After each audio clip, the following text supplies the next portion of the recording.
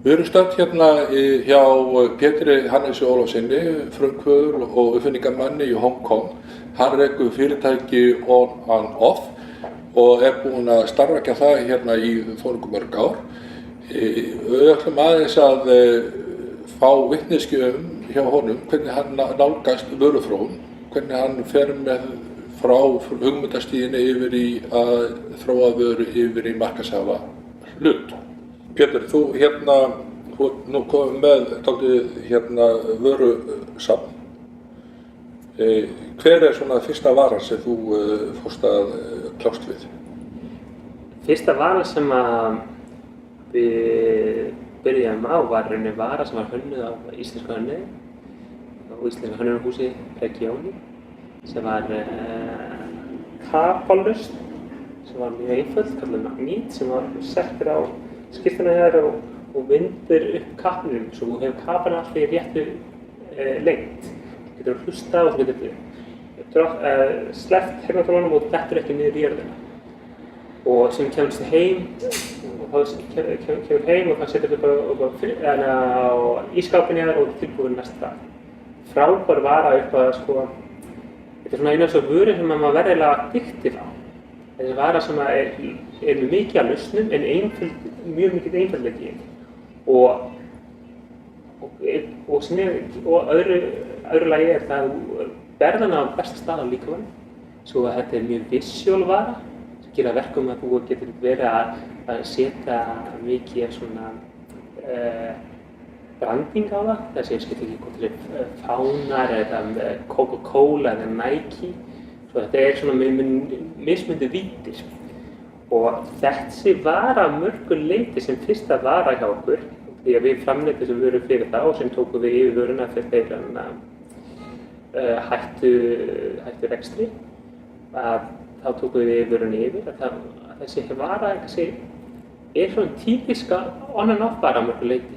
Vara sem einföld en hönnuð þannig að hún ati eitthvað value fyrir því sem enda neytenda. Þessi vara kannski upphaf af þeim vörum sem komu svo í kjölfarið?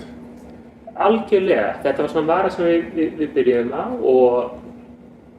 en við færðum okkur mjög fljótlega í aðra vörur og héldum áfram að þróa þessa vöru og einföld vara eins og þessi þá leggjum við metnað til dæmis í það að notum tvo segla, að við notum svona járnkapsúl kringum seglana svo það einangrar segulsviðið, svo það sterkast milli hvers annars, svo við erum að ata miklu meira value inn í vöruna en hún venjulega sér.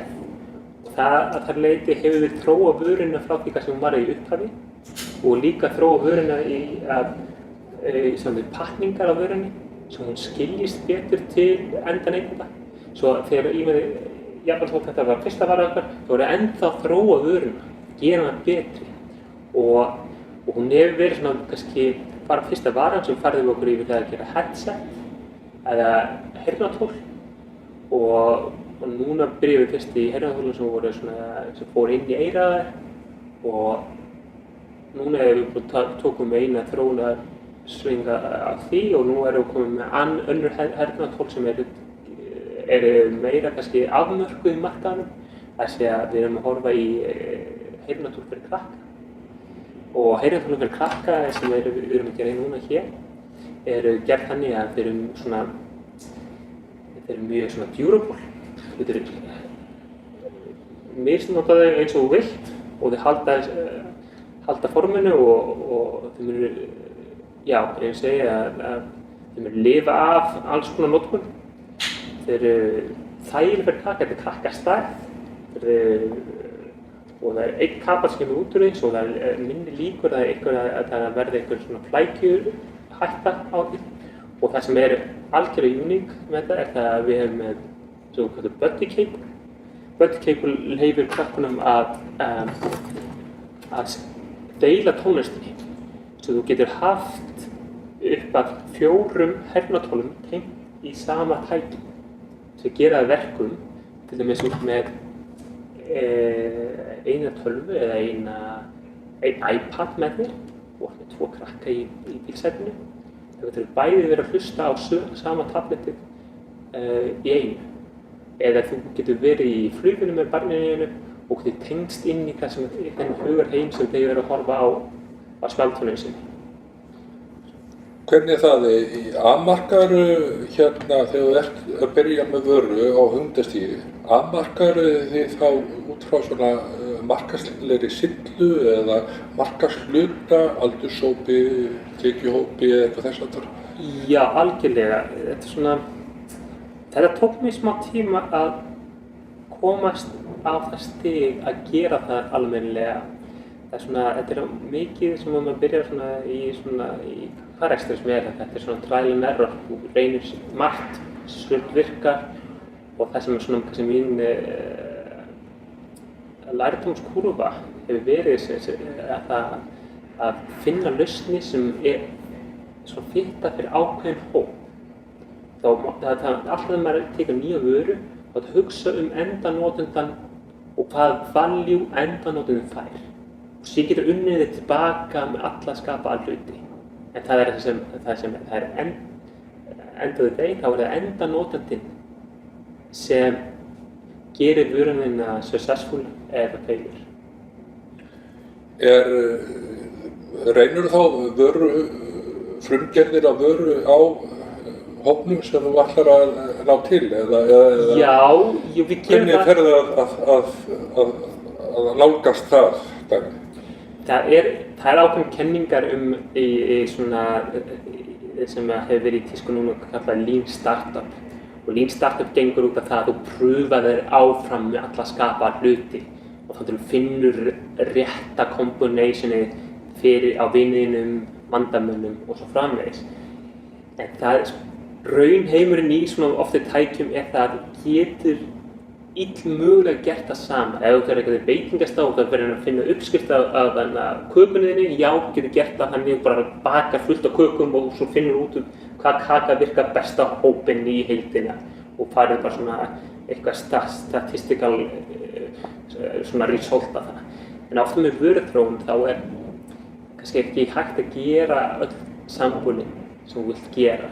Þetta er svona combination af því að prófa þig áfram og líka að kannski horfa og trúa sjálf því hvað þér finnst að virki. Og því í enda dags þá þarf það að svara fyrir sjálfum þér.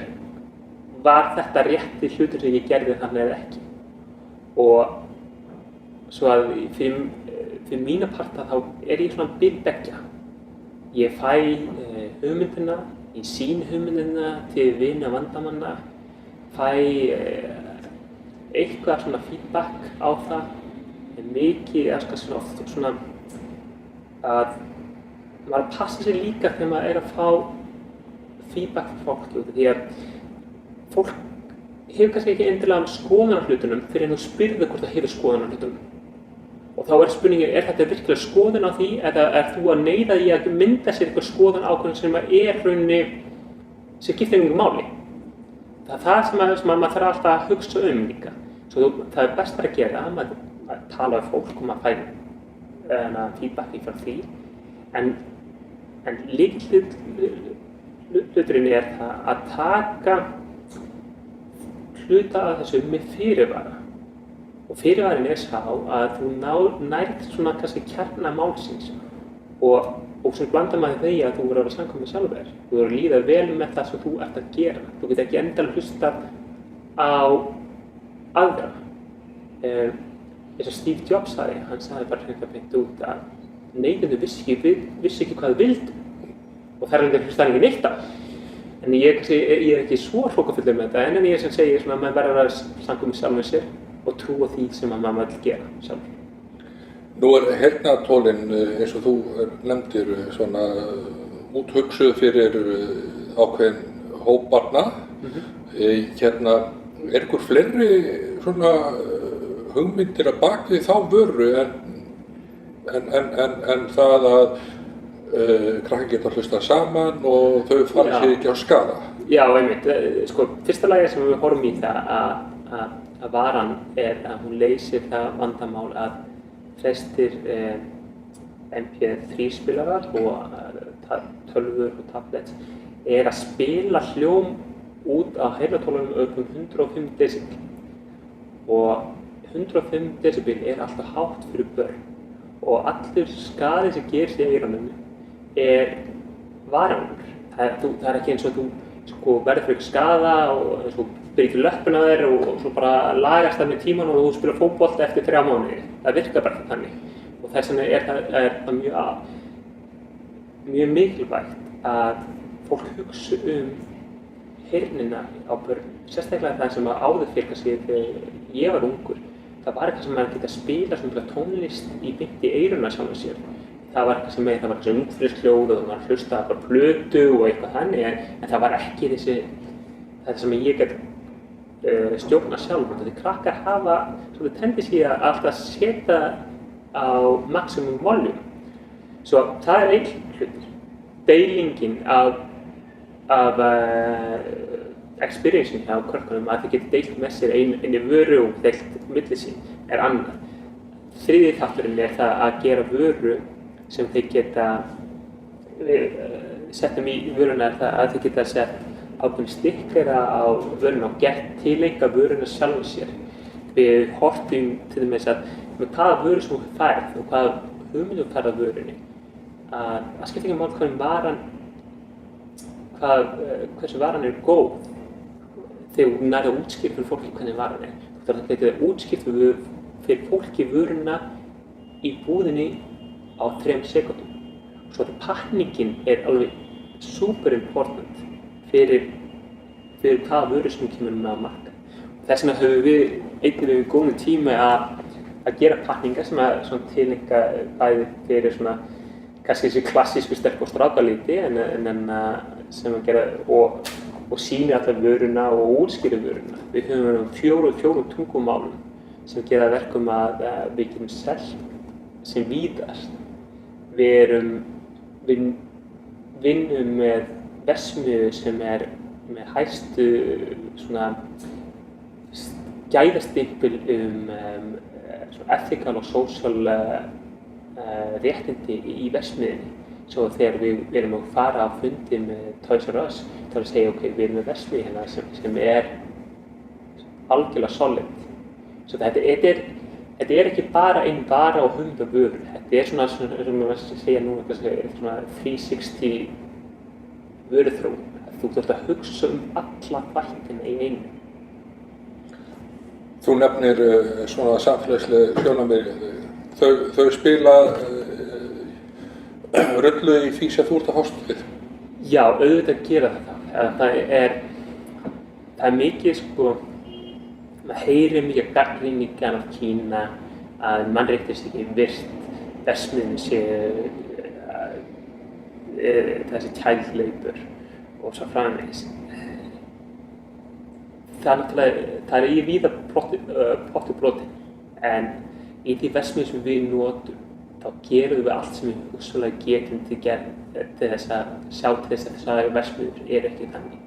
Og þetta kemur líka niður af því að með ungt fyrirtæki að þá erum við ekki að vinna með einhverjum voðalega mörgum verksmiðjum. Því að það eitt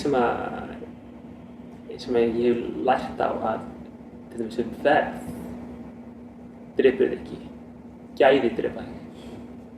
Svo að gæðin kemur niður á það að varan sé solid og líka að framleiðsluaðilinn sem þú ert með sé solid. Svo þetta er eitthvað sem þú þarft að ganga frá og vera fullu viss Og þess vegna fer ég inn á mína eigin verksmiðju og ég fer inn á gólfið á verksmiðjunni og ég sé verksmiðjunni, ég sé hvernig vinna. Við fáum audit á verksmiðjunnar og svo þessar verksmiðjur sem við erum að nota tip-top. Nú hérna eins og fram hefur komið þá þurfa ansi margir hlutir að ganga upp í einni vöru. Vöruþróunarferlið væntanlega svona þrepskipt einhverju leyti og þannig að fara í gegnum þessi þrepskipti væntanlega til þess að minnka áhættu. Hvað svona að þínu mati svona erfiðasti hjallinn í því að þróa vöru frá hugmyndinni yfir í markaðsæður? Stór spurning. Látum við sjá. Ég myndi segja að fyrsta lagi, tímalega. Allt sem þú áætlaðir, þrefaldaði. Og hugsaði líka það að eitt sem ég lærði og lærði af með tímanum það að ég spái mjög lítið í verði á vörunni fyrir en ég verður komið vöruna rétta. Það sé framleiðslukostnaðir á vörunni. Að ég læt framleiðslukostnaðir ekki drífa vöruna, heldur læt ég gæði vöruna drífa vöruna áfram. Síðan þegar ég komin að þann punkt að varan orðin það sem hún á að vera, þá hugsa ég lítið til framleiðslukostnaðar. Og annað sem kemur inn að því að eins og all hönnur það að maður að passa sér líka hvenær ertu komin að það stig að þú getur farið með vöruna markað en staðið að festast ekki í því að reyna að bæta vöruna endalaust en aldrei fara með hana á markað. Það er annað. Eitthvað annað sem maður myndi að hugsa líka er svona flækjustig í vörunar. Hvað ertu að setja saman? Ertu að setja plast? Ertu að setja electronics? Hvað reynslu hefur og þekkingu hefur í electronics í að koma vörunni áfram því að þetta skapar flækjustig bæði því hvernig þú hannar vöruna, hvernig hún virkar, hvernig gæðastiflu þú færð, hvað leiði þú færð til þess að þróa vöruna eins og CE mark og svo framvegis. Svo að hjá okkur vorum við byrjuð að þróa vöru sem voru fremur einfaldar, vöru sem var mjög lítið risk í það sem við töldum lítið risk í að festast í ykkur flækjustigi. Öðru leyti það að við þróum vöru sem við getum stjórna gæðunum. Þriðja lagi horfum við líka í að líftími varana sem við byrjum á var nógu langur. Það er að segja eins og símamarkaðurinn, iPhone breytist að 2 ára fresti. Hvar í líftímanum ertu með þessa vöru eða þú ert að gera hana vöru fyrir iPhone? Hvar er iPhone-in í líftíma sínum? Hvenær þarf það að vera að koma vöruna á markað til að hitta það að þú náir að selja hana fyrir þá vöru sem þú er áætlast til. Svo þetta er allt þættir sem maður þarf að hugsa um. Þú nefndir áðan að með heyrnartólin spjaldtölvur. Þú hefur líka verið að þróa lausnir í tengslum við spjaldtölvur. Já, Segðu okkur aðeins frá því. Já, spjaldtölvur eru markað sem er búin að vaxa gríðarlega og mun halda áfram að vaxa gríðarlega. Við byrjum á einfaldri vöru sem var svona docking station, sem var einstaklega með docking station okkar, að hún fitta hvaða spjaldtölvu sem er. Það er að segja að þú gast tekið hana kabalinn sem þú notar til þess að hlaða og synka vöruna og þú getur innstaði beint inn í docking stationi. Svo þú gast haft eina vöru sem virkar fyrir Samsung, iPad, Kindle og Nexus sem engin annar var að gera. Öðru kosti var áttu möguleika líka að taka side-fittingsi og breyta því eftir hvað breytt á spjaldtölvunum þú hefur. Það sem gera verkum líka er það að þú getur sett spjaldtölvuna beint hérna inni og þú getur með kickstand hérna bakið sem getur ákveðið vinnsluanguli á spjaldtölvunni. Þú getur haft spjaldtölvuna svona, þessi svona eða í vertical position. Sem gerir verkum að þú ert með en í alltaf réttum angli sem þú ert að vinna með. Þetta er frábært þegar þú ert að vinna tölvu og þú ert með spjaldtölvuna hliðina þá er þetta alveg frábært. Líka ertu með byggt inn við stæluspenna sem þú ert unnið á spjaldtölvunni og svo þetta er svo þú ert með eina vöru Og líka það sem að þannig kemur inn að það sem ég var að segja áður, það sem að við höfum gert þessa vöru algjörlega universal, þá lengist líftími vörunar. Svo þetta er ekki bara gert fyrir iPad 2 eða eitthvað áleika. Þetta er gert fyrir alla iPad sem eru að koma út og það skiptir ekki máli eftir 1-2 ár. Við ættum að vera nokkuð safe með þessu vöru og mótningarsnæði að þessari vöru. Þetta er það sem við erum að gera sem er svona einfaldari varan og það er svo vara sem kannski við höfum verið að eyða mestum tíma í núna og er svona sem að okkar svona hero item er það að við erum að gera cover sem er með innbyggðum hátalara fyrir spjaldtölvur og við kallum það song cover.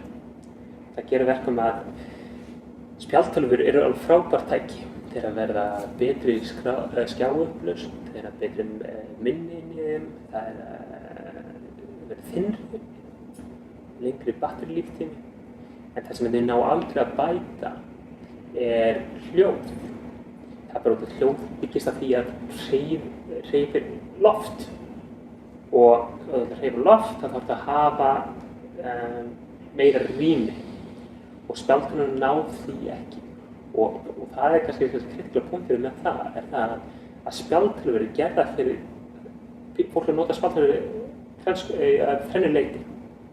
Hlusta tónlist, horfa á kvikmyndir eða spila leiki sem er allt svona sound enhanced application. Svo þessi vara er mjög einföld, mjög svona við erum ennþá að þróa kannski svona útlit á henni. En hún byggst af því að við getum opnað hátalarann, sett hann á borð, hann connectar automatist við spjaldtölvuna, gerir Bluetooth og strax að það komið connectiona á vöruna og þá getur þið bara að byrja að spila. Þessi vara í hljómgæðum er að taka vörur eins og til dæmis fræga vörur eins og Jambox sem var hátalarinn fyrir Bluetooth hátalara sem hefur selst gríðarlega vel og mjög vinsæll. Við erum að ná mjög betra soundi heldur en þeir. Við erum með hærri og með meiri bassa. Við erum með lengri líftíma. Og það sem er kannski besta við þetta er það að þegar þú ferðast með þetta loksins þá er það ein vara sem fellur vel í töskuna þér og við farið hvað sem er með þetta. Svo þetta er frábært fyrir að þú fara í bústaðinn og það spila tónlist í bústaðnum eða þú ætlar að ferðast eitthvað staðar og fara á hótel eða þú fara í business og það hafa conference call og þú innbyggðum microphone inn í hátalarann. Svo að þarna erum við með vöru sem er einföld en allar mikla nýja víddir inn í fyrir spjaldtölvuna hér. Svo að fyrir end-userum, endanótanum, er það að það voru mjög einfalt vara. Þú opnar hana, setur hana á borð og ýtir á play. Nú sýnist mér nú það er munur á þessari vöru hérna sem þú byrjaðir á og þessi sem þú varst að lýsa hérna. Það er orðið svona út og komur hann í alveg algjört high-tech. Ég er ekki að segja að þetta sé low-tech, en er þetta framtíðin? Eða svona byggja meira á þetta? Já, þetta er svona strategískt gert hjá okkur. Er það að við byrjum fyrirtæki, þá að byrja fyrirtæki vildum við byrja á eitthvað sem var einfalt. Eitthvað sem við gæti komið að markast nokkuð örugglega nokkuð snemma. Svo við gætum fengið einhverja tekjur inn. Því meira reynsla sem kemur í fyrirtæki, því meira sterkara fyrirtæki verður, því meira getum við gert.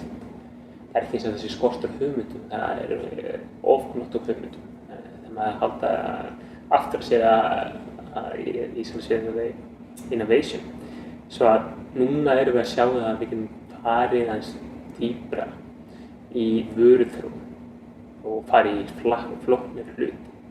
Og samkvæmur er án efa kannski flóknasti hlutur sem við erum að gera í dag.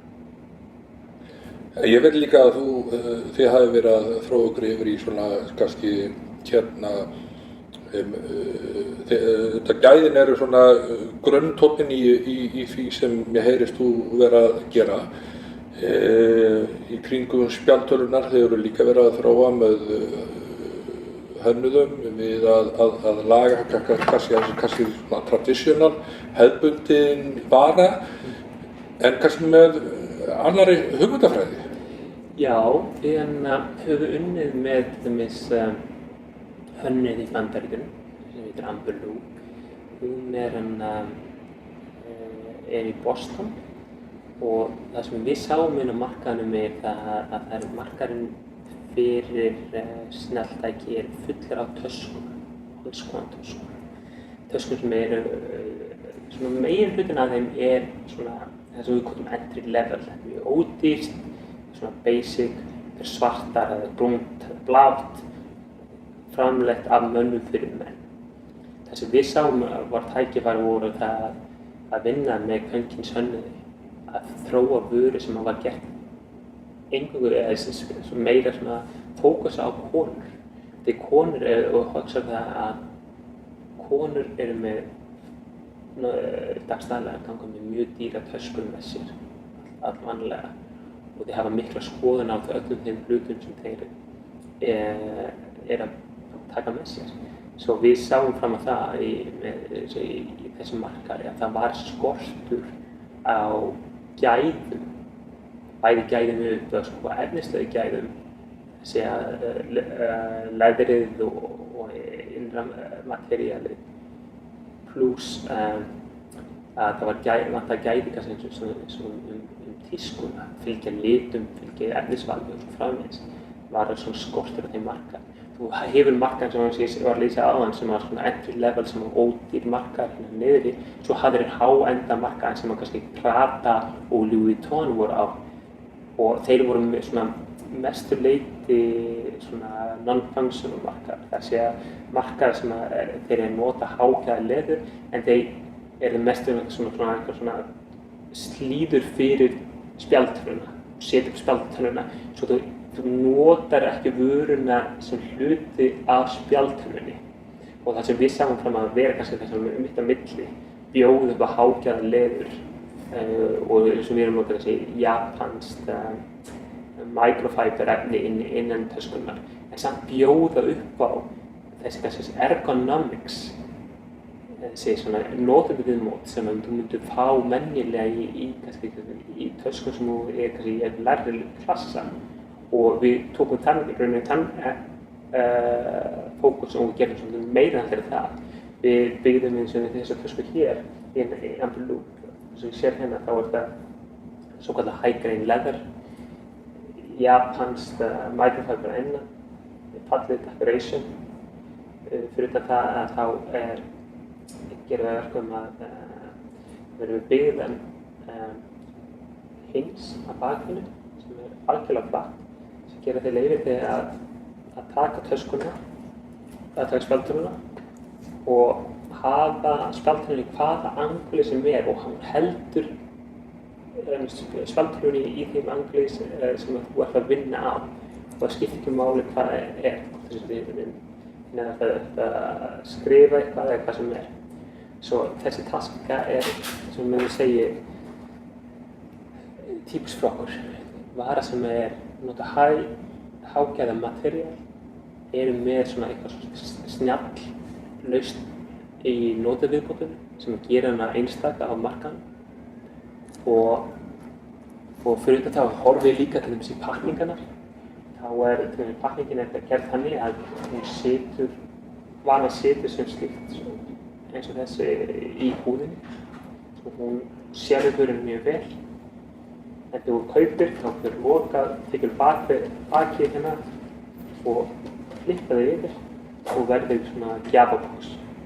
Svo allt sem við gerum er unnið að þennan máta. Við reynum að hugsa markaðshópinn, við hugsum gæðin, við hugsum að það sé eitthvað sem stendur út úr kannski markaðnum í kannski svona í viðmót, function, það sé eitthvað sem að ef við förum að fundi og erum með góða sögu sem við segjum vöruna. Af hverju kúnn ætti að kaupa þessa vöru fremur næstu vöruna en hliðina? Hérna svona undir lokin, þú nefndir nokkra svona reynslupunkta akkurat undir lokin. Einhver svona skilaboð til unga frumkvöðla fyrstu skrefin? Góð spurning. Fyrstu skrefin, já, hérna ég myndi segja bara taka fyrstu skrefin. Það sé að þessi lykilatriði. Það er að byrja einhvers staðar. Og þetta alltaf eins og með alla frumkvöðla að það sko, þú svarar til einnar manneskju, það til sjálfsins. Og þessi vegur sem framundan að þú tekur vöru og fer eins og frumkvöðlastarfsemi, þú mun spyrja hana 100 skipti á leiðinni, var þetta þessi virði, er þetta þessi virði, en þetta svona maraþonhlaup. Þetta svona bara vegur sem við framundan hér, svona langt maraþon og þetta bara endurance að halda áfram, halda á brautinni, halda áfram að prófa, gera það sem þú áætlar að gera í upphafi, vera sannur sjálfur þér og það verða alltaf ups and downs og voru bara tilbúin að taka á móti því.